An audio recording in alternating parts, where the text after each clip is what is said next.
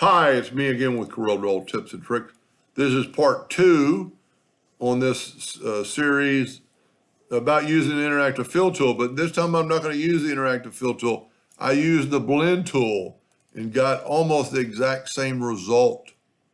So here's my outline of my ellipse. I'm going to nudge it over, and I am going to go and let me zoom in here a little bit, and I'm going to make a duplicate of that, Control D. While holding down the Shift key, I'm going to bring in the circle. I am going to grab both of them, open up my Blend Docker, which is under Windows Docker's Blend, or really under, excuse me, it's under Effects. There is a Docker also, but I'm going to blend that 20 times. Now I'm going to take a color and I'm going to fill in the outside color. This way you don't have to break the blend apart or anything. You can just use the colors.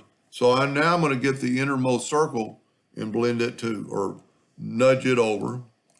Now I'm going to grab both of them and I'm going to blend them 999 times, which I think is the max amount, and then nudge it over. Sometimes you have to click off and then nudge it over. And then we're going to go to Object, Order, Back a Page. Whoop. And look at that. It's exact, kind of the same look the young lady wanted. Now, a little bit different blue, but you could use different blues.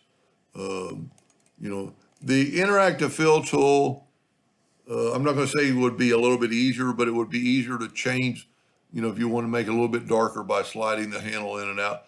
This, you'd almost have to start over with a different blue.